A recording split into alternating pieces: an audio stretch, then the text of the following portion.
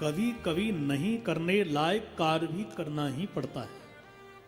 माता पिता की आज्ञा है, ऐसा नहीं करना चाहिए, पर आज्ञा माता पिता की थी महाराज, इसलिए हमको करना पड़ा। एक कानून के विरुद्ध है, ऐसा हम नहीं कर सकते, पर ऊपर से अफसर का ऑर्डर है, मंत्री जी का ऑर्डर है, एक काम करो।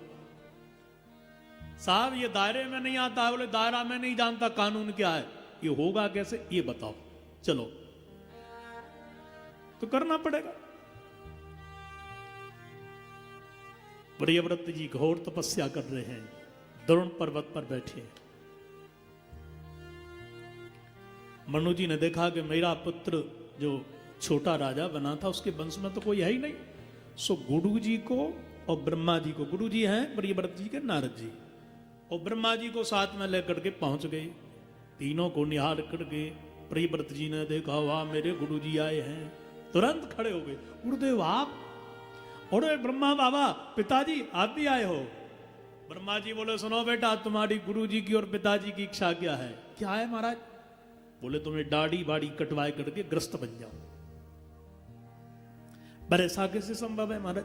वेद तो ये नहीं कहता है यदि कोई विरक्त बाबा बन गया हो पुनः ग्रस्त बन जाए तो ये तो पाप है, अधर्म है। अच्छा देखो बेटा, जहां ग्रस्त हो, चाहे विरक्त हो, चाहे ब्रह्मचर्य हो, चाहे सन्यासी हो, सबका अर्थ है भगवत प्राप्ति। ये मानव शरीर का एक ही धर्म है, एक ही कर्म है, कैसे भगवान मिले कहीं विद दर्शन होए। ठाकुर जी के दर्शन कैसे हो, बस सीधी बात।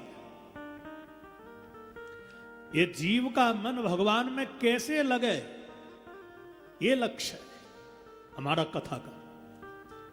अब वो संगीत से लगे, गा के लगे, नाच करके लगे, कथा से लगे, ध्यान से लगे, पर जीव का मन भगवान में लग जाए, बस लक्ष्य तो यही है ना।